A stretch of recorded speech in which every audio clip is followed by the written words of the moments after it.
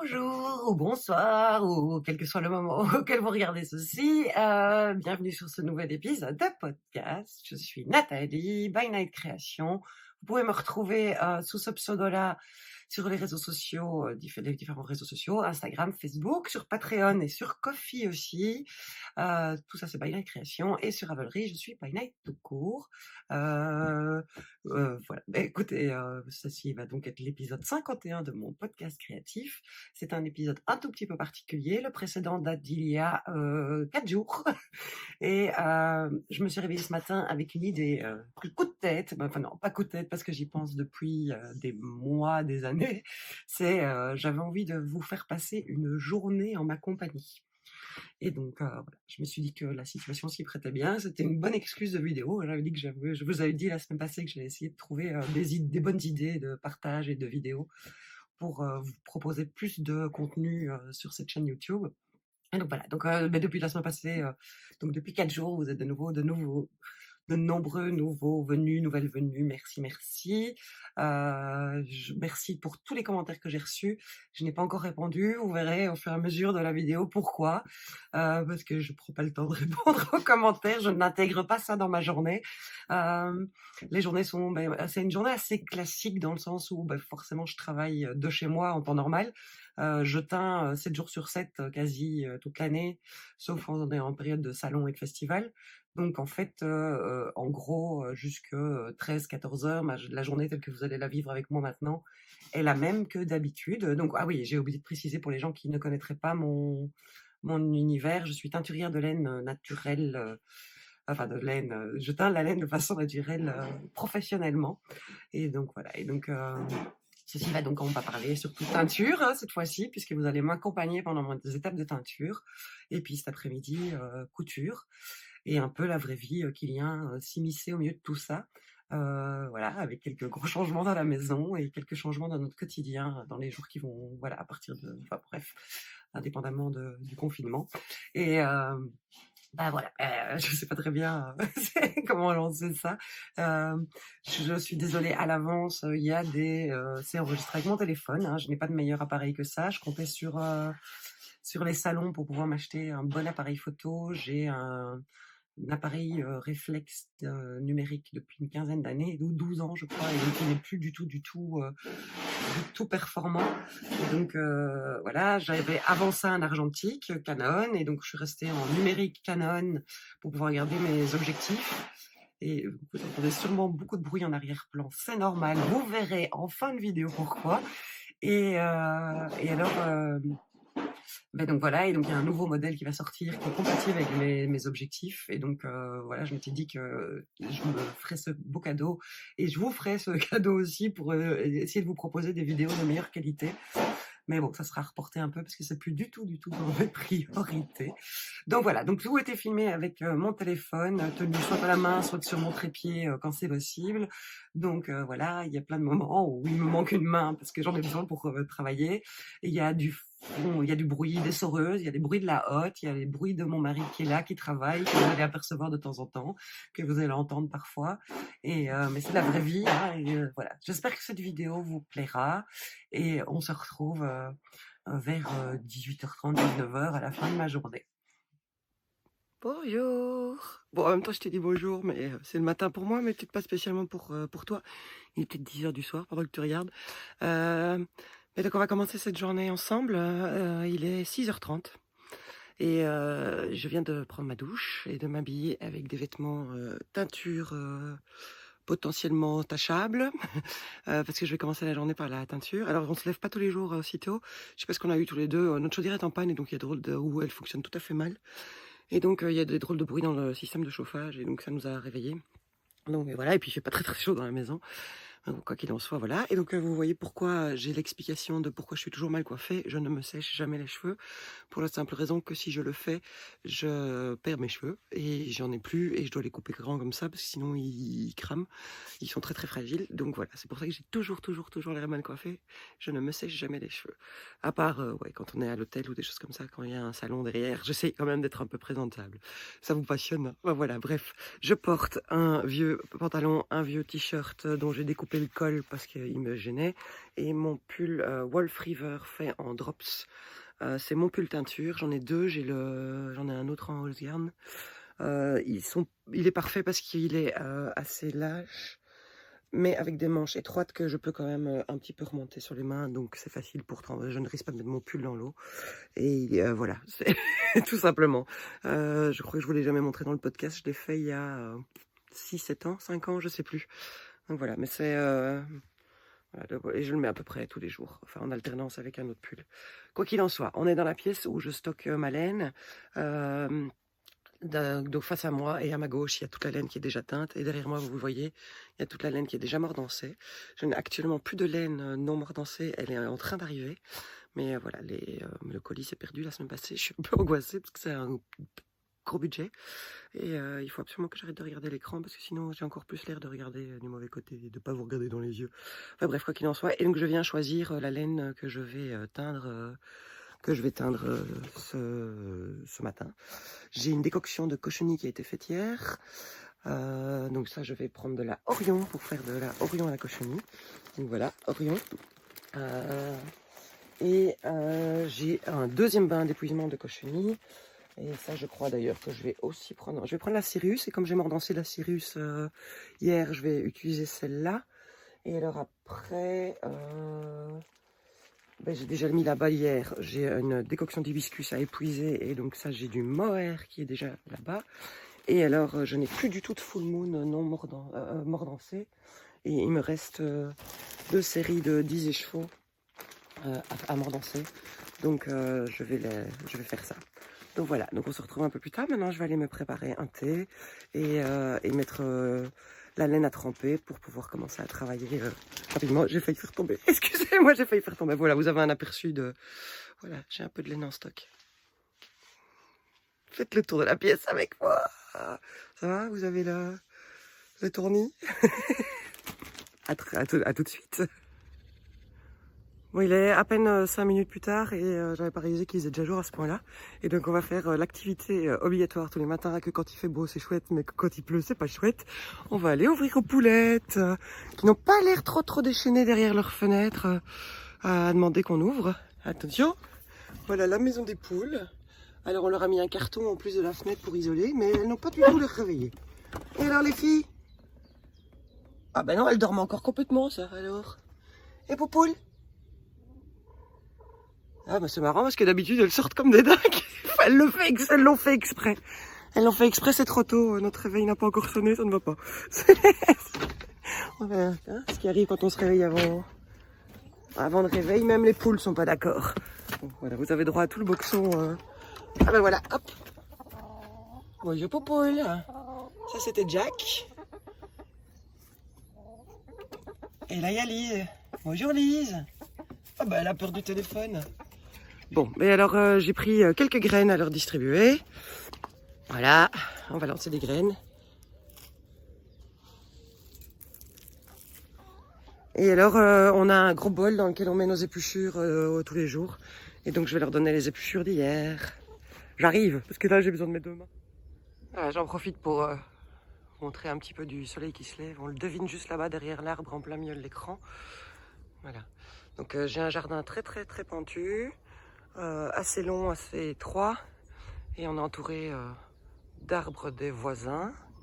Et alors de l'autre côté, vous voyez la ligne noire ici. La ligne noire, en fait, c'est les champs de l'autre côté. Voilà, donc on est on est d'un côté d'une petite vallée, et voilà, petite vallée comme en Belgique, quoi. On n'est pas dans les Alpes. Hein. Donc voilà. Je ne sais plus qui me demandait. Ah ben c'est Laurence. Me demandait un tour de mon jardin. Il n'est pas en état, enfin voilà, je m'en occupe plus très bien. On a beaucoup d'arbres endémiques et d'arbustes endémiques ou classiques de ce qu'on trouve dans les jardins en Belgique. Et donc voilà, et le reste est dans un état catastrophique. Ça sont tous les parterres. Juste avant le confinement, un des fils de mon mari est venu aider à arracher. Tout ce parterre n'était plus qu'un champ d'ortie. Et là vous avez mon atelier couture. Voilà. Donc les poules mangent, donc moi je vais m'occuper de monter. Alors là on est de retour dans ma cuisine, voici un aperçu de ce qui nous attend. Ce sont les teinture et mordançage et décoction que j'ai préparé hier. Et donc, il va y avoir du lavage, du mordançage, du filtrage. Donc, voilà, et donc on fera tout ça ensemble. Là, je viens de revenir des poules et je vais enfin faire ce fameux thé dont je vous parlais. Et je vais mettre de la laine à tremper. Donc la laine, avant d'être teinte, ou avant d'être mordancée, elle doit tremper 20 minutes, une demi-heure, pour être bien humide jusqu'au cœur de la fibre. Et donc du coup, je commence ça tout de suite maintenant. La première série de laine trempe, et donc maintenant on va pouvoir faire la décision la plus difficile du matin, c'est choisir le thé. Parce que ça peut être très compliqué, parce que j'ai une petite addiction au thé.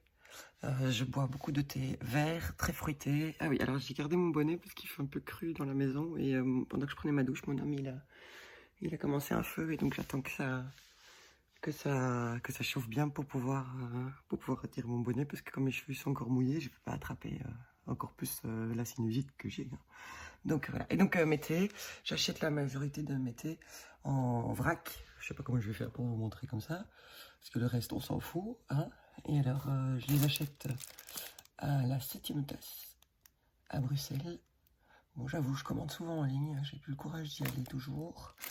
Voilà. Et alors, j'en ai reçu du super bon pour Noël de chez Comptoir Florian, place Saint-Boniface. La 7e tasse, c'est près de la rue, c'est dans la rue du Bailly. Voilà, et alors j'ai quelques thés du Palais des Thés que j'aime beaucoup, que je trouve complètement hors de prix par rapport aux autres. La 7e tasse, il y a des choses tout aussi bonnes et qui sont vachement plus raisonnables. La 7e tasse, le thé vert est bio. Et voilà, et j'aime beaucoup quand il y a des fruits, des agrumes. Voilà, comme ça vous savez à peu près tout sur ma vie. J'aime le thé. Alors voilà, il est 7h20, mon thé est servi, santé, et je vais commencer à travailler. J'ai installé mes 2 tacs à induction sur la cuisinière de la maison et j'ai déjà rempli 2 seaux d'eau pour faire le lavage. Et donc maintenant je vais essorer du mohair. Non, c'est de la Twinkle teinte à l'hibiscus. C'était le 2e bain et je vais pouvoir faire un 3e bain avec du mohair. Ah bah c'est pas de la Twinkle, c'est de la mi-cuir, parce que la Twinkle c'était avant. Donc voilà, et donc je vais sortir écheveau par écheveau, et je vais les presser pour en retirer une grosse partie de l'eau, essayer de ne pas avoir des trop longs fils, et mettre tout ça dans l'essoreuse qui est ici juste à côté. Comme ça, je récupère un maximum de ma décoction pour pouvoir mettre pour pouvoir laver et pour pouvoir voilà. Donc, laver facilement la laine sans qu'il y ait trop de décoction encore dedans, et alors ensuite récupérer aussi le maximum de décoction pour le bain suivant. Alors souvent on me demande comment j'obtiens du gris avec l'hibiscus. Vous allez voir, là c'est encore assez rosé, parce que c'est le rosé de la décoction qui est vraiment rose, mais dès que tout ça sera parti et lavé, ça sera grisé. Et donc l'idée, dans pas longtemps, c'est de ne plus travailler à la cuisine. Mon homme bosse comme un fou pour ça. Et ça sera plus agréable.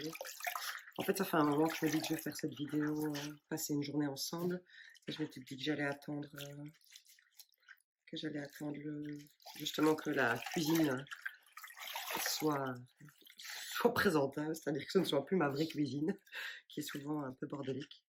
Et bon voilà, les circonstances. Donc je vais essayer de vous faire une petite vidéo plus régulière pour vous tenir compagnie. Je fais des bains de 10 échevaux en général, donc je retrouve mes 10 échevaux. On me demande souvent pourquoi, comment ça se fait que j'ai pas de nœuds dans mes échevaux, mais quand on les achète, il y a déjà 3 à 5 liens en fonction des filatures qui retiennent les chevaux ensemble. Et alors, en plus, moi, je rajoutais caleçon repositionnable. Mais donc, je vais couper maintenant déjà parce que le bruit de la l'essoreuse, ça va pas vous plaire. La laine est essorée, vous voyez, elle est déjà moins rosée, elle est encore un peu. Et donc, j'ai attrapé 5 écheveaux par les caleçons que je vous disais que je mettais. Et je vais maintenant la tremper dans une bassine. Est-ce que j'arrive à vous montrer? Voilà.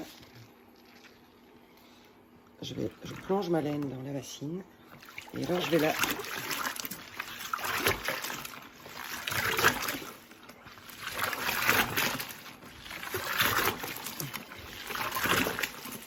Voilà, je l'agite à plusieurs reprises de cette façon-là, de manière à bien imbiber tout. Dans ma bassine, j'ai de l'eau et j'ai mis de la lessive écologique pour le premier lavage. Voilà, je vais prendre les 5 écheveaux suivants. Je suis très content d'avoir une superbe vue sur mes armoires de cuisine. Voilà, les 5 écheveaux. Je retrouve les colsons. J'ai 30 écheveaux à laver aujourd'hui. Je commence toujours par les plus faciles à laver, donc c'est-à-dire ça c'est déjà un bain d'épuisement et l'hibiscus est assez facile à laver. Un premier lavage normalement suffit. J'en fais toujours un deuxième pour être sûr. Le deuxième je le fais toujours avec de l'eau talent pour être sûr d'avoir bien retiré un maximum de couleur qui restera en excédent, hein, pas du tout retirer de la couleur. Et vous voyez déjà, hein, le fait d'être lavé, le rose est parti. Ça y est, c'est gris. Et voilà. Et donc le bain suivant que je vais laver, c'est un premier bain de cochenille. Et ce que je fais en fait du coup, c'est que mon premier lavage, enfin voilà, j'utilise la même bassine pour 2 à 3 lavages en fonction des possibilités, histoire d'utiliser le moins d'eau possible. Donc mes 2 fois 7-8 litres d'eau là vont servir à laver 20 écheveaux. Voilà. Avec le reste, voilà, j'ai remis déjà la casserole à chauffer. Et je vais attraper, je remets mes gants, là, je vais attraper ce qui reste, ce qui est tombé, ce qui est sorti de l'essorage. Et je vais verser ça. J'espère que je vous donne pas le tournis, je me rends pas compte. Je suis pas journaliste professionnel, c'est un métier. Donc voilà, j'ai rempli ma casserole. Et je vais maintenant essorer le mohair qui trempe depuis une demi-heure dans de l'eau. Celui-ci il est déjà mordancé, le voilà. Alors, à mon avis, vous voyez toute la maison du coup aussi. Bon voilà, bienvenue chez moi.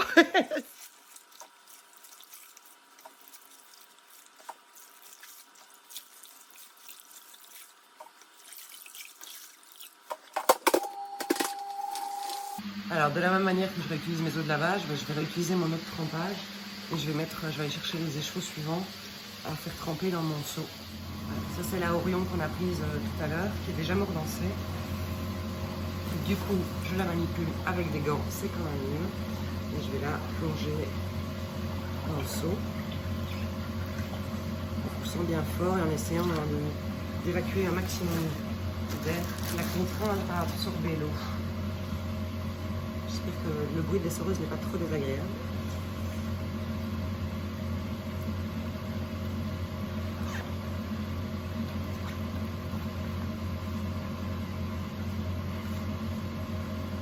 Bon, j'ai plus assez d'eau, mais forcément je vais récupérer ce qui est sorti de l'essoreuse pour compléter. J'ai déjà la majorité de mes échevaux qui sont mouillés. Vous avez vu comment je martyrise vos échevaux.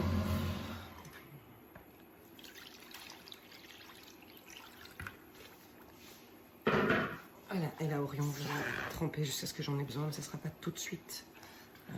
Parce que je vais d'abord faire une autre cuisson. Mais d'abord, on va aller tremper le mohair dans ma base à l'eau, dans la casserole à l'hibiscus. Ouais, salut petit mohair. Est-ce que vous voyez quelque chose? Je les sors tous. J'ai l'air de faire ça comme une... Je n'ai qu'une main. Normalement, je fais ça à 2 mains, beaucoup plus précieusement. Je sais pas si c'est une bonne idée de vous emmener avec moi finalement. Vous allez me prendre pour une barbare. Il me manque ma cuillère. J'ai ici toutes mes cuillères en bois. Et donc ça, c'est ma cuillère à l'hibiscus. Et je prends un pot pour la maintenir. J'ai déjà mis ma casserole à chauffer.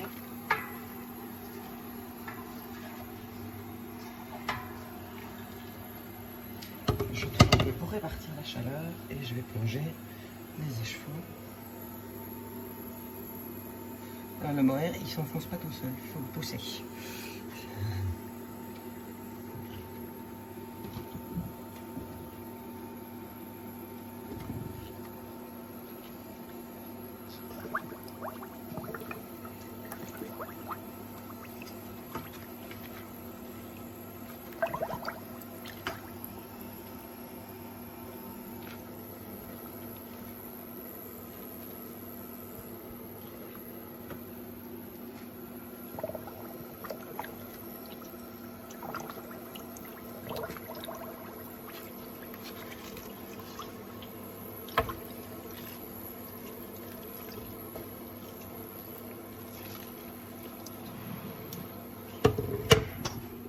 Voilà, alors je vais mettre ça à feu assez doux et je vais recouvrir.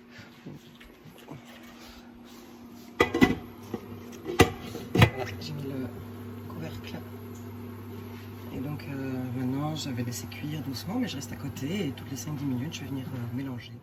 Je suis en train de me demander si cette vidéo va être très agréable à regarder. Mais je vais pas, en fait, j'ai besoin de mes deux mains régulièrement, donc c'est pas évident de vraiment filmer. Ce que j'ai fait juste là maintenant entre temps, c'est, vous le voyez, il y a une deuxième casserole. Donc j'ai sorti les échevaux de Sirius que j'ai teints à la cochenille hier, et donc je vais utiliser le bain d'épuisement pour reteindre de la Sirius, pour avoir le rose pâle que vous aimez beaucoup aussi. Et donc voilà, donc je viens d'essorer la Sirius, que je vais mettre dans un seau ici en attente de pouvoir être lavé, donc quand mon hibiscus aura bien trempé. Et pareil à nouveau, je vais récupérer le contenu de ma bassine pour aller le verser dans ma casserole.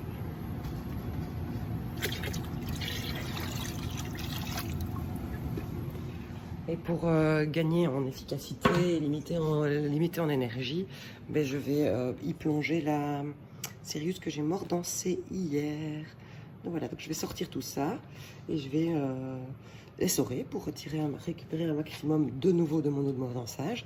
Comme ça, j'aurai plus qu'à rajouter un tout petit peu de mon alun et de mon tartre à ma casserole et utiliser le moins d'eau possible.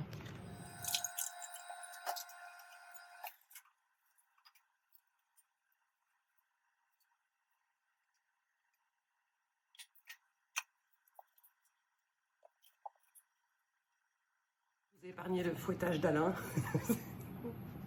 C'est gore la teinture naturelle. Donc voilà, mais donc vous voyez, ça c'est la quantité d'eau que j'utilise par bain de mordançage. Ma casserole, je la garde, je la réalimente chaque jour. Et donc j'utilise 2 litres et demi d'eau. Le reste c'est déjà l'eau qui est déjà dans la casserole. Et donc j'ai dilué mon alun et mon tartre et je vais remettre dans la casserole. Rincer un peu ma bassine.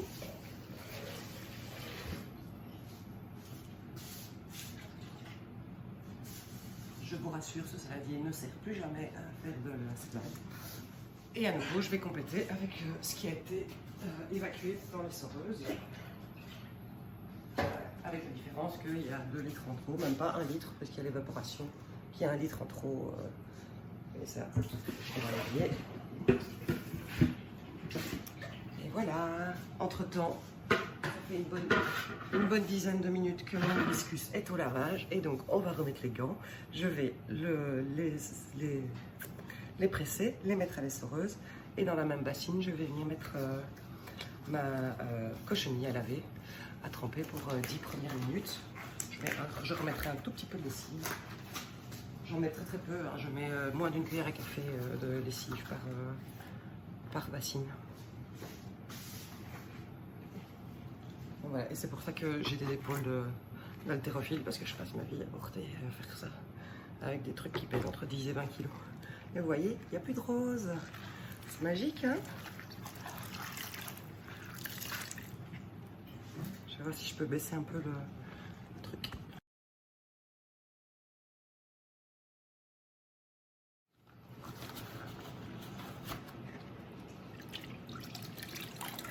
Je suis en train de préparer pour le lavage de la Sirius à la Garance. Alors autant je vous dis que la Garance, j'adore la teinte, j'adore son odeur, j'adore tout.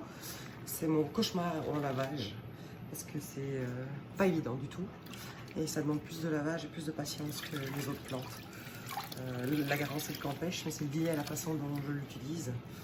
Voilà, c'est ma faute, mais ça me permet d'avoir les résultats que je veux avoir.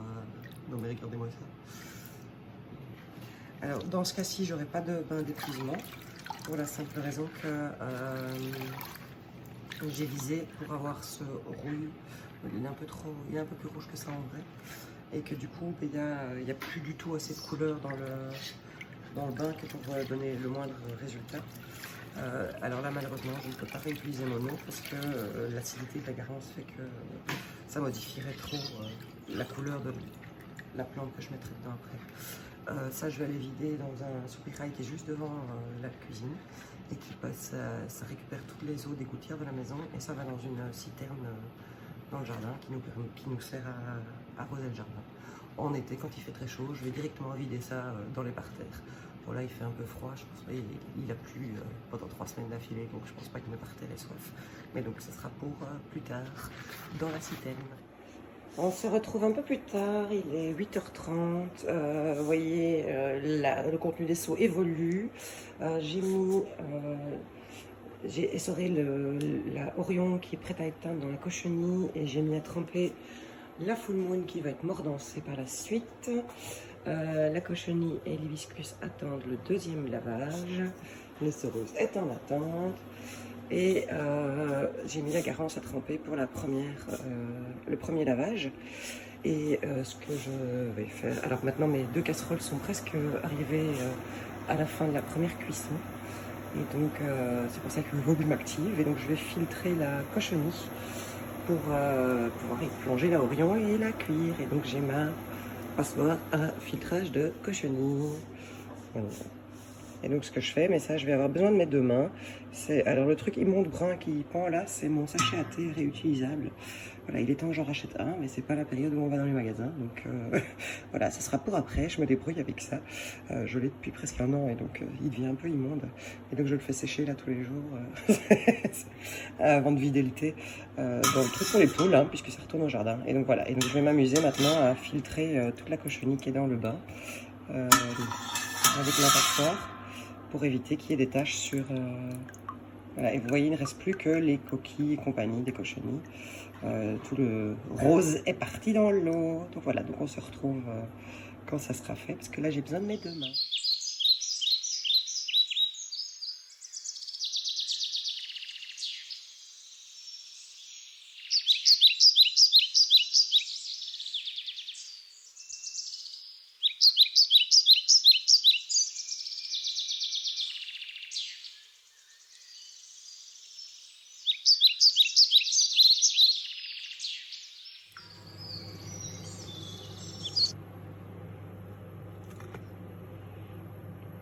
Je suis maintenant en train de préparer ma décoction de garance pour demain.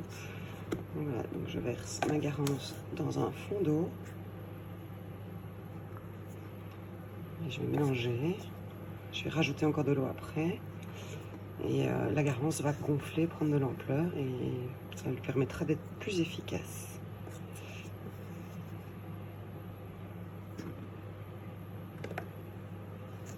Et je vous dis pas comment ça sent bon. Pour le reste, j'ai bien avancé. Ma Sirius à la garance d'hier est en train de tremper dans son dernier bain de lavage. Le reste est déjà pendu. Le mordançage est presque à température et va maintenant... je l'ai laissé stabiliser la température et je vais le laisser tremper jusqu'à cuire doucement pendant 1 demi-heure. Et puis je couperai. Et alors la teinture à l'Orion à la cochenille, pareil, elle est déjà à température et je la laisse encore cuire un peu pour être sûr que la couleur soit bien prise tout au cœur de la fibre. Donc voilà. J'ai besoin de ma 2e main pour ajouter l'eau, donc on se retrouve plus tard.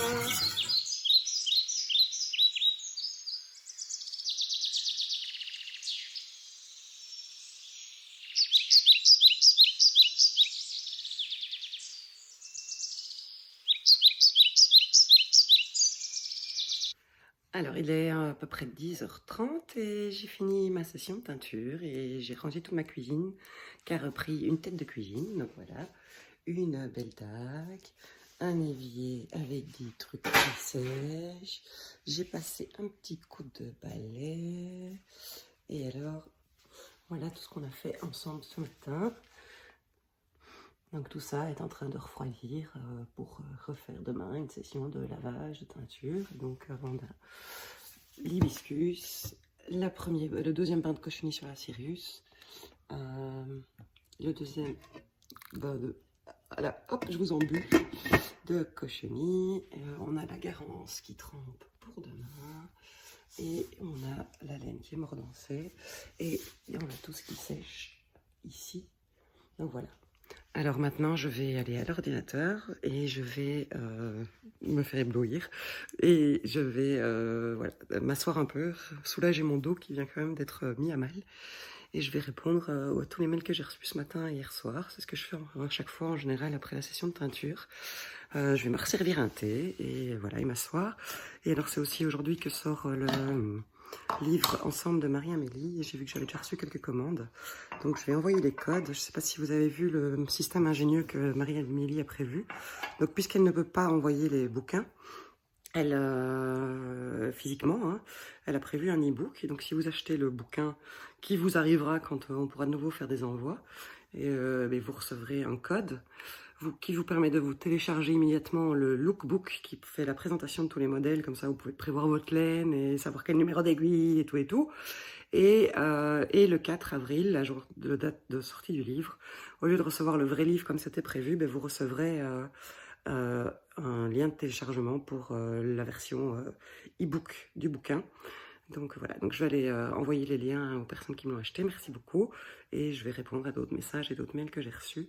Et ensuite, je vais attaquer la couture. Bon, et tout à coup, il est midi. Donc, j'ai passé beaucoup de temps à l'ordinateur. En fait, j'ai déjà commencé le montage de mes petits bouts de ce matin. Je voulais quand même voir si ça valait la peine de continuer ou si c'était tout à fait irregardable. Le son est pas toujours terrible, mais bon, voilà, je vous expliquerai la situation avant pour le prochain truc. Il fait absolument splendide aujourd'hui, c'est complètement magique. Donc voilà, c'est complètement magique pour moi je voulais... Voilà la vue. Et voilà, et alors quand je couds, voilà la vue que j'ai. Voilà. Je suis obsédée pour le moment par ce forsythia jaune sur le fond vert du séquoia avec le ciel tout bleu. Donc voilà, en fait il est midi et j'ai faim. Donc on va manger. Hein. Mon homme il est en train de faire des boules de graisse pour les oiseaux, il les fait maison. J'achète de la graisse végétale pour les frites et en bloc. Et il la fait fondre un tout petit peu au micro-ondes pour la ramollir et il rajoute les graines des poules à part à peu près égale, hein, jusqu'à ce que ce soit bien dense. Et alors j'ai acheté des petits moules à cannelé et il remplit les moules à cannelé de ce mélange et on met ça au frigo. Et donc dans un de nos bacs à légumes on a des boules pour les oiseaux et ils aiment beaucoup. On est surpris, on a 2 endroits où on met des boules et donc il y a en permanence des mésanges à longue queue, des mésanges huppés, des mésanges bleus, des mésanges charbonnières, il y a des citelles, et alors il y a le merle qui vient aussi, et de temps en temps on chope un écureuil qui essaye de voler carrément toute la boule, donc c'est assez magique. Et alors les poules se mettent au pied de graines des boules parce qu'elles savent qu'il y a des bonnes choses qui tombent, même si c'est la même chose que dans le bol qui est juste à côté, pour elles, hein, mais bon voilà, c'est ça qui est drôle. Donc voilà, donc il est en train de faire ça. Moi je vais mettre la soupe à chauffer. Nous à midi on mange souvent pain, charcuterie et fromage avec un bol de soupe maison. Et donc hier on avait fait de la soupe avec des épinards, des champignons, des carottes, des pommes de terre, et ça va. C'est pas la meilleure soupe du monde, mais ça va. Et donc on mange ça avec un peu de pain, du fromage et de la charcuterie. Et voilà, ça fait toujours du bien.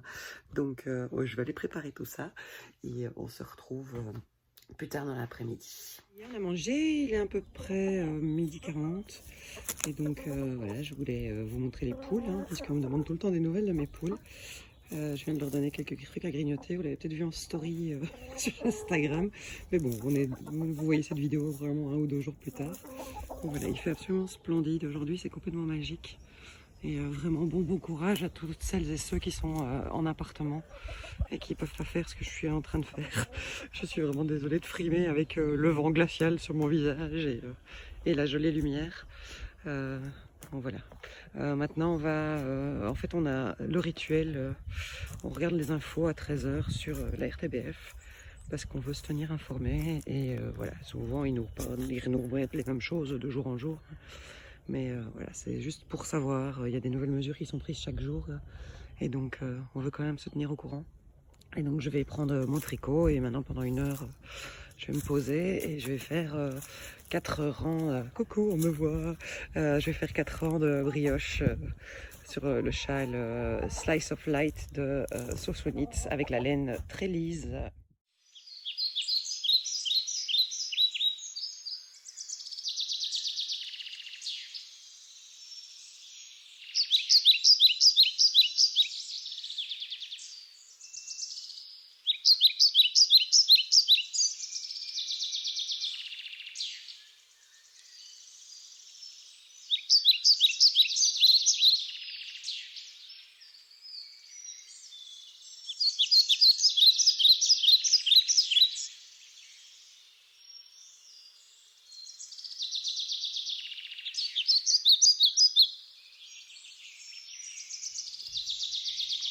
Me revoilà. Alors, il est 14h50. Je vous ai abandonné pendant presque 3 heures, 2 heures. C'était pas le but. En fait, j'ai recommencé à travailler à coudre il y a 1 heure à peu près. Mais nous sommes à 2 à vivre dans la maison et mon homme télétravaille. Et donc, il a eu une réunion Skype avec son patron. Et puis, il a eu son fils au téléphone. Et voilà. Et on a eu 2-3 petites mauvaises nouvelles. Donc, bref. Mais je vais essayer de reprendre la suite de cette vidéo. Et ben voilà, je me suis changée parce que quand même, c'est pas parce qu'on travaille chez soi qu'on doit tout le temps être habillé avec un vieux t-shirt. J'ai été mettre mon pull Wega, je ne sais plus du tout qui est la créatrice. Donc voilà, donc j'aime beaucoup le jacquard, qui est fait en laine Connie, non teinte, et en... Ah non, c'est pas la Connie, c'est la laine que j'avais achetée en Dordogne dans une filature fermée, hein, qui n'existe, qui ne travaille plus, qui est à Belvès. Mais qui vendent des laines qui sont filées, je crois, dans les Pyrénées. Et donc, j'avais la laine non teinte, et le orange, c'est de la Biche et Bûche, le petit lambswool que j'avais utilisé en double. Voilà, c'est un pull que je porte beaucoup à la maison. Je l'aime vraiment bien, je suis bien dedans. Voilà. Et en fait, depuis 2 semaines à peu près, tous les après-midi, je faisais des sacs à projet. Et j'ai mis ça en pause parce que, je vous le disais dans l'épisode précédent, j'ai une obsession pour le moment, c'est que je me sens complètement inutile. Et donc je voulais me rendre utile et je pensais faire des masques en tissu comme beaucoup de monde, sauf que je n'arrivais pas à trouver d'informations claires sur leur utilité ou non, parce que est-ce que ça ne met pas les gens plus en danger d'avoir un masque en tissu et de se croire protégé, alors que le tissu en question ne les protège pas du tout. Et donc j'ai fait beaucoup de recherches, j'en ai discuté avec plusieurs d'entre vous par message interposé, voilà, par-ci par-là, et c'est Anne-Cécile qui m'a envoyé le lien du blog que je ne connaissais pas du tout de Couture et Paillettes, qui est ingénieur textile et qui a fait un superbe article qui explique exactement ce que c'est un masque, à quoi ça sert, en quoi est-ce que ça nous protège, comment tel type de masque nous protège ou non. Et donc cet article m'a convaincue, dans le sens où le fait de porter un masque va nous protéger des projections des autres, va protéger les autres de nos propres projections et va surtout nous éviter de venir faire des gestes qu'on fait très souvent, et j'en suis une des premières à être consciente, et c'est porter la main au nez et à la bouche quand on est en contact possible avec le virus. Donc voilà, le virus est partout, et je viens de le découvrir, ça peut arriver très vite, très proche, donc voilà. Et donc voilà, donc j'ai dans l'article de Couture et Paillettes, elle parle de plusieurs modèles. Il y a le CHU de Grenoble qui a fourni un modèle, et elle-même fournit un modèle. Et alors, elle envoie un lien aussi vers un modèle de la maison Victor. Et donc, ce que j'ai d'abord fait, c'est que j'ai testé les modèles pour voir avec lequel j'étais moi le plus en confiance au niveau de la technique de couture, et aussi plus de confort au niveau du porté par rapport au tissu que j'utilisais, c'est-à-dire des popelines de coton, puisque c'est ça que j'ai beaucoup. Alors, le premier que j'ai fait, c'est celui de la maison Victor, qui est un masque qui a la forme habituelle de masque. Voilà, et sur lequel on vient faire des plis sur la face avant et des plis sur la face arrière qui ne sont pas dans le même sens. Et entre les deux, il y a moyen de rajouter une couche de protection supplémentaire. Et alors, on a 4 rubans qui viennent pour pouvoir l'attacher autour de la tête. Donc voilà. Et donc, je l'ai fait en me disant, celui-là, il est entre guillemets facile à faire, dans l'idée de pouvoir en produire le plus rapidement possible, le plus possible, dans le sens où les morceaux de tissu à découper font la taille de ma latte à découper, donc je pouvais passer à la roulette sur plusieurs épaisseurs de tissu à la fois pour les découper. Par contre, en fait, je le trouve complètement inconfortable. Personnellement, avec mes lunettes, il me gêne, et alors il vient se mettre sous la paupière, et je trouve ça vraiment très désagréable. Voilà, il vient se mettre comme ça une fois qu'il est attaché autour de la tête. Et donc, je ne trouvais pas ça agréable, probablement lié au fait que le tissu est plus épais que du tissu chirurgical ou non tissé, tel qu'utilisé pour faire les masques, pour les vrais masques, quoi.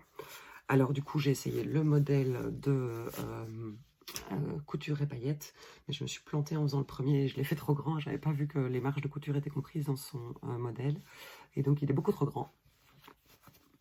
Voilà. Je n'essaye que ceux que j'ai déjà essayés, qui sont mes modèles de test, hein, parce que les autres, je ne les mets pas autour de mon nez, autour de mon cou. Donc voilà. Et donc celui-ci, il est un peu trop grand, et donc du coup, il ne protège plus ici. Ceci dit, il est bien couvrant.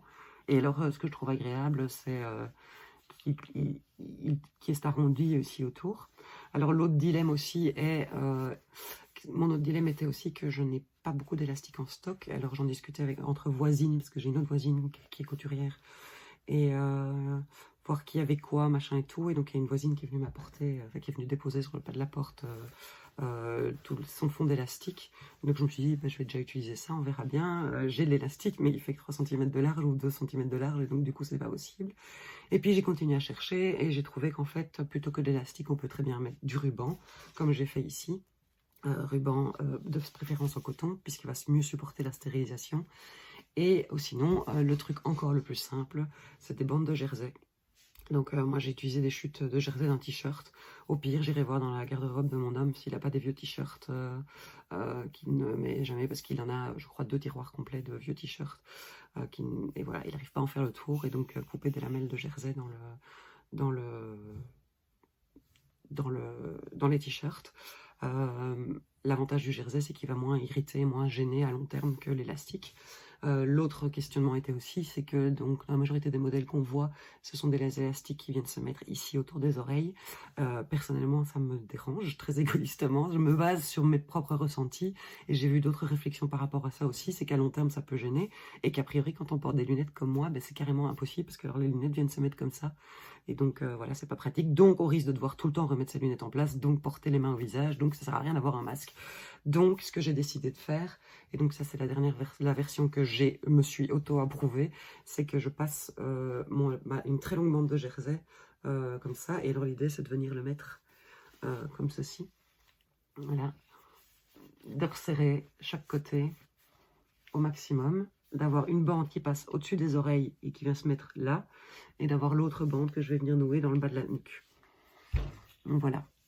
Dans le modèle de couture et paillettes, il y a également 2 couches à l'intérieur, enfin une ouverture à l'intérieur dans laquelle on peut venir ajouter une protection supplémentaire qui doit être du non-tissé. Et donc c'est ça qui est vraiment intéressant dans son truc, c'est que il y a des grands débats pour plutôt coton, plutôt polyester. Elle pose le pour et le contre de chaque. Moi j'ai pas de polyester du tout à la maison, donc je ne pouvais en faire qu'avec du coton.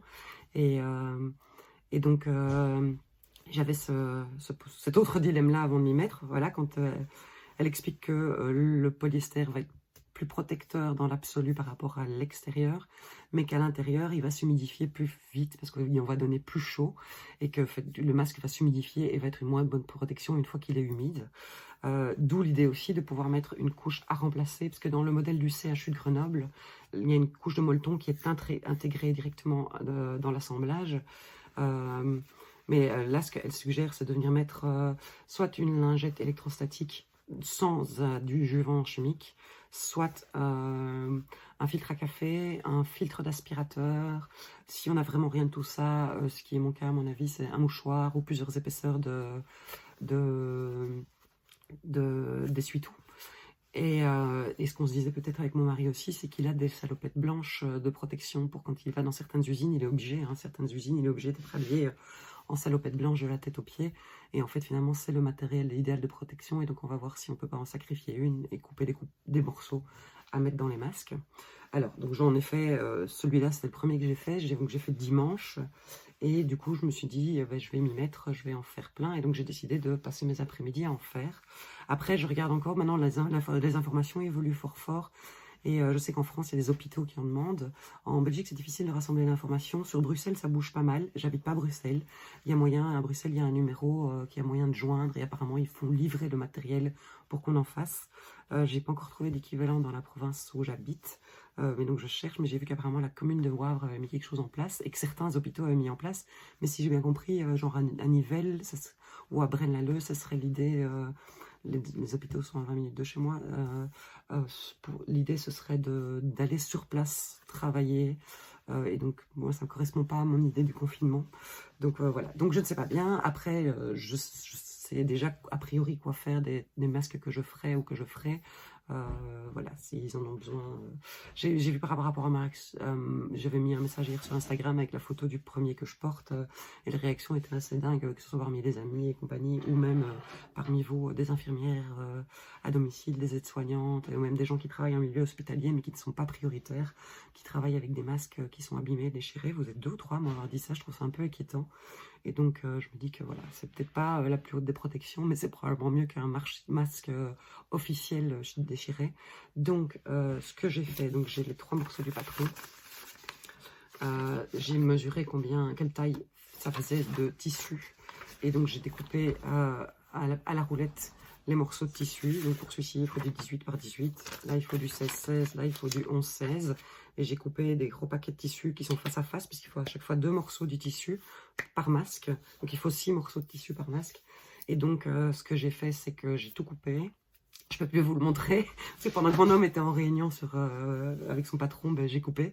Et donc, je viens épingler sur genre 4 ou 6 morceaux de tissu le patron, et je le découpe au ciseau ensuite. Et ce que j'ai fait maintenant, c'est à la chaîne, j'ai cousu toutes les parties face à face dans les arrondis. Et je vais maintenant, il y a 2 parties à surjeter pour l'intérieur. C'est-à-dire que pour l'intérieur, pour la partie, ça c'est la partie haute, il faut surjeter le bas. Et pour la partie basse, il faut surjeter le haut. Et pour la partie extérieure, il faut surjeter cette partie-ci pour pouvoir venir faire la gouttière pour l'élastique. Et donc ça c'est ma prochaine... Excusez-moi, je vois un message justement d'une des voisines, donc je voulais savoir... s'il n'y a pas de souci, hein, entre voisins, on est très solidaires, par message interposé. Je crois que j'ai déjà dit, on est 6 ou 7 maisons dans notre petit sentier, et donc voilà, on se connaît assez bien. Jean-Luc connaît tout le monde depuis qu'il est né à peu près, donc voilà, c'est plus que des voisins, c'est presque la famille, voilà, à part 1 ou 2 maisons qu'on connaît moins bien les gens, mais s'ils ont un souci, on est là. Bref, quoi qu'il en soit, elle n'a pas l'air d'avoir un souci, c'est une question lambda. Donc voilà, et donc ce que je vais faire maintenant, c'est que je vais surjeter à la chaîne les parties qui doivent être surjetées, et puis je vais les assembler les uns après les autres.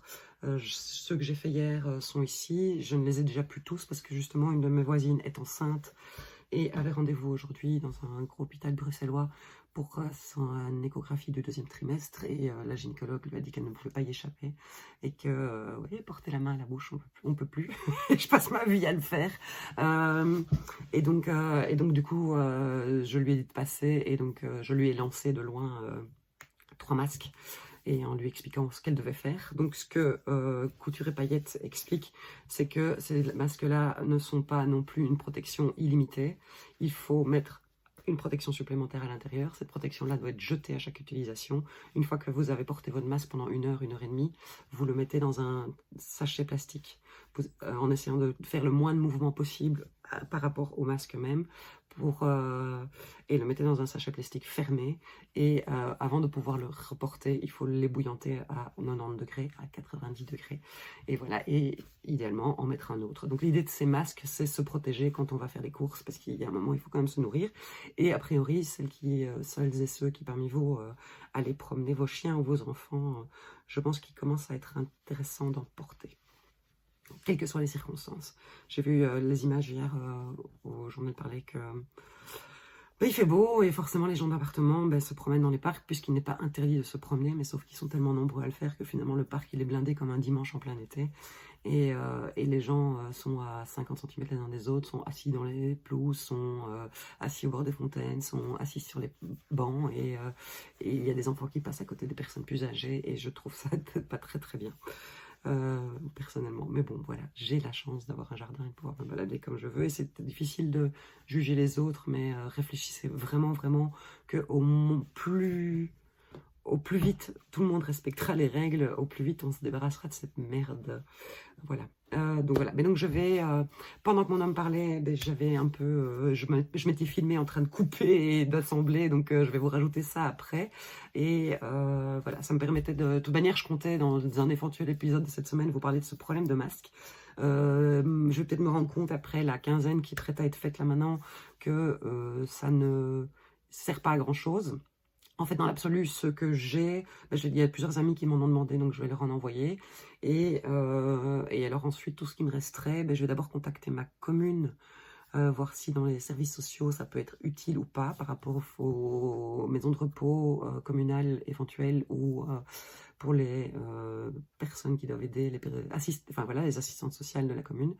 Après, on n'est pas une commune on est une commune assez aisée, donc du coup, on n'a peut-être pas ce problème, hein.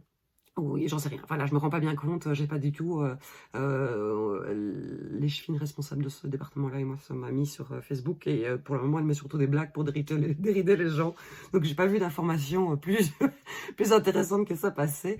Mais voilà. Et donc si ça n'intéresse pas la commune, une de mes amies est très très impliquée dans la plateforme qui accueille les réfugiés à Bruxelles, ce qui implique qu'en fait qu'ils s'entraident avec les milieux d'accueil pour sans-abri sur Bruxelles. Et voilà, et ils ont l'aide aussi. Enfin, et voilà, j'ai vu que maintenant ils travaillent de plus en plus, forcément, vu la situation, parce que c'est bien mignon de se confiner, mais les sans-abri ils se confinent difficilement. Voilà que Médecins du Monde étaient impliqués, enfin voilà, qu'ils avaient fait un espèce de groupement d'institutions et d'associations. Et donc voilà, et donc quand elle a vu les trucs, quand je lui ai demandé est-ce que tu crois que ça peut vous intéresser, elle m'a dit oui, balance. Donc voilà, si je n'arrive pas dans un environnement très proche à en trouver, c'est d'office, ça vaut la peine que je me déplace à la poste. Je vais essayer, je m'étais dit que j'essaierais d'en faire entre 15 et 30 par jour, je me rends pas encore compte, hein, forcément, je suis un peu... en fait, j'ai beau me dire qu'on essaye de cadrer nos journées, les journées ne se passent a priori jamais comme on veut. Donc voilà, je peux pas empêcher mon homme de passer des heures au téléphone et pendant ce temps-là, j'ai du mal à être en train de coudre et de papoter avec vous. Donc voilà. Mais pas d'inquiétude par rapport à ce que j'ai dit juste avant, hein. Donc mon homme va être mis en chômage technique partiel certains jours de semaine. Voilà, c'est juste... j'ai beau me dire que pour By Night, tout va bien, ça va, on va passer le cap, il y aura de nouveau des salons, le mois de mars s'est bien passé grâce à vous et je ne suis pas très en retard par rapport à mes attentes au niveau chiffres. Mais voilà, avril est là, tout le monde est confiné, je n'envoie plus de colis, et donc du coup vous ne commandez plus, pas que c'est de votre faute. Et puis les merceries sont fermées aussi, elles ont besoin de votre soutien aussi. J'en ai déjà reçu beaucoup, donc voilà, merci. Mais voilà, je sens qu'avril et mai vont être des mois très difficiles et qu'il va falloir arriver jusqu'au bout. Et bon voilà, j'ai rarement eu l'occasion de je ne me suis toujours pas versé de salaire depuis que By Night existe, que c'est 100% mon boulot. Par contre, j'arrivais un petit peu à participer aux frais d'électricité, d'eau et compagnie, ce qui va probablement plus être le cas. Et donc on se disait c'est pas grave, il a son salaire, mais donc son salaire ne va pas être complet. Mais en même temps, tous les magasins étant fermés, on peut plus faire de dépenses, on peut plus aller au resto, on peut plus inviter d'amis, donc on doit juste se nourrir nous-mêmes et notre chat. Donc il faut qu'on relativise. Lui, il relativise, il trouve pas ça grave parce qu'il a une raison officielle de travailler comme un fou dans l'atelier, de pouvoir faire un maximum, sauf qu'on va être coincé sans pouvoir acheter le matériel pour tout finir. Mais voilà, ça va aller très très vite. Bref, et donc voilà, c'est un peu un coup dur. Et alors, pendant qu'il était en communication avec son patron, il a eu son fils qui travaillait avec lui au téléphone, pensant qu'il appelait par rapport à ces histoires de chômage économique. Je suis en train de regarder. Non, il y a un reflet bizarre. Mais on a une énorme glycine, juste là, vous l'avez peut-être déjà aperçu, et qui vient de chez la voisine. Et juste les 3 prochaines nuits, ils annoncent des gelées. Et donc, elle est en train de tendre des draps sur la glycine. Et donc, je ne comprenais pas. Parce que sur les reflets de vitre en face, il y a les draps qui bougent dans le vent. Donc, je me demandais très ce que c'est. Bref, quoi qu'il en soit. Donc, voilà. Et donc, la maman de la compagne d'un des fils de mon amoureux, enfin voilà, d'un de mes beaux-fils est atteinte du coronavirus. Elle est porteuse, elle n'est pas malade. C'est-à-dire qu'elle vient d'avoir une grosse crève, et donc a priori c'était peut-être ça, on ne sait pas très bien. Elle est infirmière, donc forcément elle est en première ligne. Et voilà, ils l'ont vue le week-end dernier, et donc il y a des chances qu'il soit porteur. Et donc on va rester positif, hein. Ils sont jeunes, en pleine forme et très sportifs, donc tout va bien, tout va bien.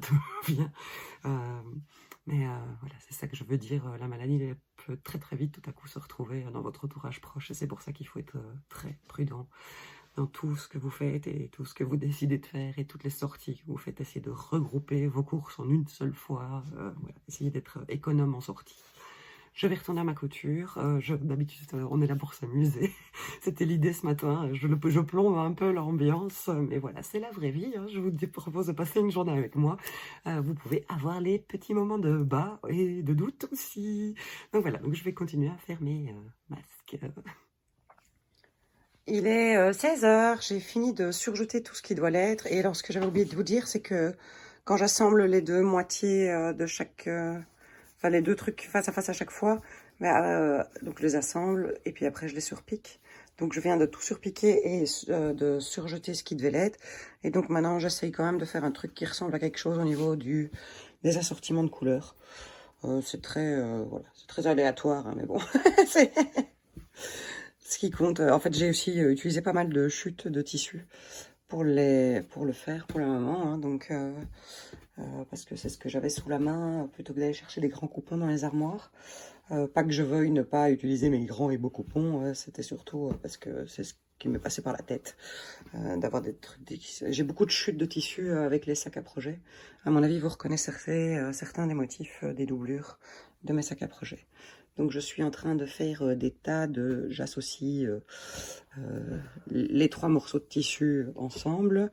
Bon voilà, je sais pas si c'est vraiment important, mais autant essayer d'avoir quand même une ligne. Ah, ça c'est un extérieur. Ouais, je crois que je ne regarde même pas ce que je vous montre, donc du coup si ça tombe, vous ne voyez rien de ce que je fais. Voilà. Et donc comme ça, mais je crois que j'ai pas du tout le même nombre de chaque partie. On va en faire un tout girly rose. Ah, et lui, il lui manque une... Oui, c'est ça, il me manque des morceaux encore. Hein. Il me manque des morceaux encore. Hop. Et un tout rose.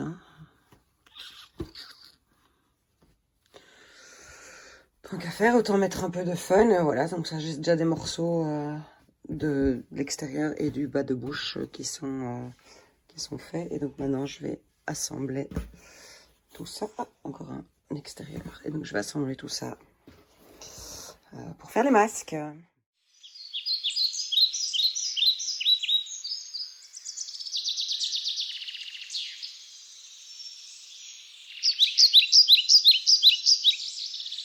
Bon, nous revoilà dans la cuisine qui a encore plus changé depuis ce matin. Voilà, vous reconnaissez peut-être. Vous voyez, il y a beaucoup moins de bazar. Par contre, il y a une petite pellicule blanche de partout. Et surtout, il y a un grand trou dans le mur. Ben voilà, mon homme a décidé de se défouler sur le mur. C'est le passage qui mènera à mon futur... voilà, vous avez un aperçu de mon futur espace teinture qu'il est en train de rénover depuis le mois de juillet l'an dernier. Donc voilà, donc heureusement que j'ai tourné cette vidéo ce matin, enfin que j'ai commencé à faire ça aujourd'hui et pas demain, parce que ça n'aurait pas été possible. Mais voilà, la maison n'est plus la même. Me revoilà, il est 18h25 pour être précise. J'ai terminé la couture des masques il y a à peu près une demi-heure. Voilà ce que j'ai comme total de masques entre ceux que j'ai fait hier et aujourd'hui. Et je dois avouer que je suis un peu dépitée. Donc je crois qu'en total, il m'a fallu 3 heures pour en faire 10. Et donc je me sens pas très efficace et pas très utile. Je sais pas très bien. Je vais un peu réfléchir à mon rythme de travail et comment je m'organise pour... Excusez-moi, il y a mon homme qui vient nous voir. Bon, vous voyez que vous venez de voir, hein, juste avant cette vidéo-ci, où je vous ai montré quand il casse le mur entre les 2 pièces. Et donc en fait, ce qu'il vient de faire, c'est qu'il vient de rentrer. Donc jusqu'à présent, il passait pour arriver dans ma future cuisine de teinture. Il passait par la porte de la terrasse et puis il passait par la porte extérieure pour arriver dans la pièce. Et donc il vient de faire un truc très symbolique, c'est-à-dire qu'il a été prendre les clés à l'extérieur de la pièce de teinture pour les remettre à l'intérieur de la pièce de teinture et fermer la maison de l'intérieur. Et donc voilà, donc c'est pour ça. Je lui envoie des... Il a fini de casser le mur. Bref. Donc voilà, donc je vous disais que je me sentais un peu efficace par rapport à cette histoire de masque, mais voilà, je vais voir si je peux diminuer mon temps de teinture le matin pour commencer plus tôt et essayer de faire le double par jour, je sais pas très bien. Et en même temps, si j'arrête tout à fait de teindre et de coudre pour mon entreprise, je sais pas si mon moral ne va pas en prendre un coup aussi, c'est très égoïste, hein, mais j'ai quand même un peu peur pour l'avenir de mon entreprise. Et j'ai besoin de teindre, ça me fait du bien, voilà, j'ai besoin ça me défoule en fait, hein, vous l'avez peut-être vu ce matin, c'est quand même assez physique et donc c'est important pour moi, voilà, c'est mon sport. Voilà, c'est ma manière à moi de faire du sport, je porte des casseroles et des seaux, donc je sais pas, je vais réfléchir dans les jours qui viennent. On va parler un tout petit peu tricot quand même pour finir cette journée ensemble. J'ai pas beaucoup tricoté en 4 jours. Je me suis fort occupée justement de trouver le bon patron de masque, les bonnes raisons de faire des masques. Voilà. Donc je vous mettrai de toute manière le lien en dessous vers le blog de Couture et Paillettes, où je le mettrai dans mon blog. Ouais, je le mettrai ici en dessous de la vidéo cette fois-ci. On peut reparler un tout petit peu du mon châle, qui est un des 2 seuls projets que j'ai eu dans les mains depuis 4 jours. Voilà, hop, attention. J'ai oublié de vous prévenir de mettre vos lunettes de soleil de nouveau. Oh, si punchy. Et là, comme on est en fin de journée, c'est un peu moins... vous avez la vraie couleur, quoi, le vrai fluo. Mais ça continue, vous voyez. C'est rigolo comme la luminosité de l'écran change en fonction. Bref, ce que je voulais dire, donc, c'est que quand j'ai enregistré il y a 4 jours, j'avais fait quelques rangs aller-retour ici qui devaient être des rayures, et puis après qui se suivaient de rangs de points mousse, de rangs raccourcis pour accentuer la pointe du châle, que moi je fais pas en rayures puisque je le fais unicolore. Donc voilà, j'ai fait mes rangs raccourcis, et alors j'ai entamé le dernier panneau de brioche, qui d'un côté est en laine fingering et de l'autre côté est en mohair. Cette couleur complètement folle qui met de bonne humeur et qui est là pour nous changer les idées, c'est de la Trélise. Ouais, c'est malin. Je sais pas. Trélise. C'est le coloris Power Tits qu'elle avait sorti au moment du collectif Tits Out collectif lancé par Countess Blaze l'an dernier. Et donc si vous voulez plus d'infos, retrouvez, si vous voulez la construction du châle, donc le châle que je tricote c'est le Slice of Light de Susan Somers, mais donc si vous voulez plus les infos sur la construction et compagnie, c'est aller voir la vidéo d'il y a 4 jours, l'épisode numéro 50. Et mais voilà, donc à mon avis je suis pas loin. J'ai un seul problème, c'est que je crois que j'ai oublié de compter un rang ou deux, donc un aller-retour de brioche représente 4 rangs, et donc je crois que j'ai oublié d'en compter un ou deux, je me rends pas compte, ça me correspond pas, je suis censée être au rang 8, mais j'ai quand même l'impression d'avoir plus de rangs que ça, et donc voilà. Mais il me reste en même temps ceci de mohair, donc je crois que je vais encore faire un aller-retour, maximum 2.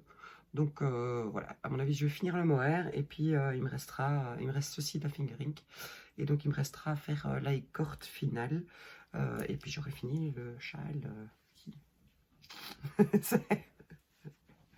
le châle qui donne de la vitamine. Et alors j'ai commencé un autre projet, mais je vous avais montré, la laine était prête à être commencée. J'ai commencé un nouveau bonnet. Je le tricote celui-ci en air de lune. Voilà, c'est la Single Fingering 400 mètres pour 100 grammes, et c'est le coloris Wet Sand qui faisait partie d'un club l'année passée. Le modèle de bonnet que j'ai choisi de faire est le Raffis Hat de Rory Locatelli, qui est un modèle gratuit. Et voilà, en fait je vous ai dit la semaine passée que j'avais envie de faire un bonnet en côte 1-1 ou en côte 2-2 tout simple, et puis en tombant sur ce patron, je trouvais que ça changeait, ça cassait un peu le rythme, et donc au bout d'un certain nombre de rangs en côte 1-1, on vient faire un rang en droit, un rang en vert, et puis on refait le même nombre de rangs oh là là, on vient de refaire le même nombre de rangs de côtes, et puis après on fait nouveau un rang en droit, un rang en vert, et donc je fais une 3e section comme celle-là, et après normalement j'entame la couronne. Donc voilà, ça casse un petit peu le rythme, et puis ça met un objectif par rapport au fait de faire juste des côtes. Le seul truc qui me fait hésiter, c'est que du coup on ne fait pas une double bordure, et vous savez que j'aime beaucoup les doubles bordures, donc je vais voir ce qui me reste comme laine. Donc je la tricote en double en fait, hein, j'ai oublié de préciser, je la tricote en double et avec des aiguilles 4 mm, donc pour faire comme si c'était de la déca. Et donc je vais voir ce qui me reste quand j'aurai fini les 3 sections, voir si je sais en faire une 4e, pour pouvoir justement qu'on puisse replier la première si on a une bordure plus épaisse avant donc de commencer la couronne. Donc voilà, mais donc ça c'est un peu le tricot, parce que maintenant la brioche elle est un tout petit peu plus compliquée, puisque c'est la brioche bimatière, bicolore en fait, avec 2 fils différents. Donc du coup on fait un rang droit puis un rang envers, et puis on retourne, et puis on fait un rang envers, et puis un rang endroit. Donc il faut un tout petit peu quand même être attentif à ce qu'on fait. Et je trouve que la brioche avec un mohair et un fingering n'est pas facile, parce que comme ils n'ont pas la même tension, il faut vraiment être attentif à être sûr d'avoir pris les 2 fils avec l'aiguille. Donc voilà, et donc du coup c'est pour ça que j'ai monté ceci pour les petits moments où j'ai envie de tricoter rapide au presto sans réfléchir. Donc voilà, donc le Rafis Hat en single de Air de Lune tricoté en double.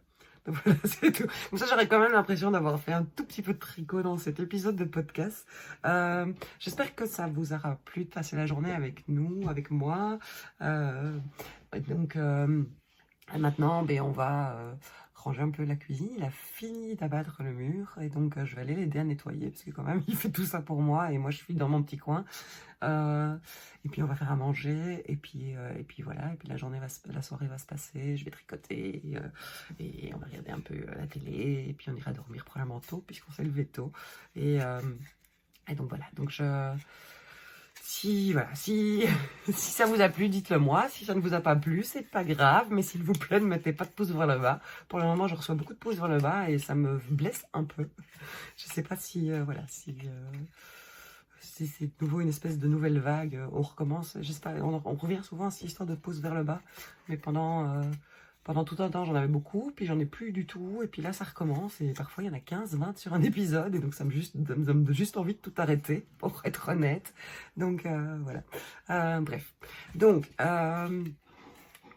bon courage à vous tous, bravo à vous, à tous ceux qui parmi vous êtes concernés, impliqués professionnellement dans notre survie et dans notre vie à tous. Restez chez vous, restez confinés, c'est super super important. Soyez le plus obéissant possible et le plus discipliné possible. Mais gardez le sourire et gardez votre bonne humeur et continuez à partager comme vous le faites sur les réseaux sociaux. Je pense que ça fait du bien à tout le monde. Il y a plein de trucs qui passent, les défis, des machins, des cales. Il y a des patrons qui sortent. Il y a plein de designers qui offrent des patrons gratuits. Il y a le nouveau livre de Marie-Amélie qui est arrivé, qui est lancé, que vous pourrez avoir dans une semaine en e-book. Ça va vous donner plein d'envie et plein d'idées de tricot. Enfin voilà, il se passe plein de choses pour nous faire penser à demain, à après-demain, à dans un mois, dans 2 mois. Donc voilà, d'ici là, portez-vous bien. Si vous avez des suggestions d'autres vidéos, parce que là, c'est bon, j'ai fait le tour de mes idées. Et si je me mets vraiment à ne faire plus que des masques, alors je vais plus tricoter. Et donc, je ne reviendrai pas dans une semaine en vous disant, ben voilà, j'ai fini mes 4 ans de brioche. Donc voilà, donc si vous avez des suggestions de vidéos qui pourraient vous intéresser, dites-le moi. J'espère vraiment que vous avez passé un bon moment en ma compagnie. Je vous embrasse fort, je vous remercie pour votre soutien. Je remercie pour les nouveaux encore Patreon qui sont venus me rejoindre. Et merci aussi pour tous les gens qui m'ont offert des plantes sur Ko-fi. Voilà, si vous voulez un tout petit peu m'aider, je suis pas contre, j'avoue. Je vous embrasse et faites attention à vous, mettez des masques, lavez-vous les mains.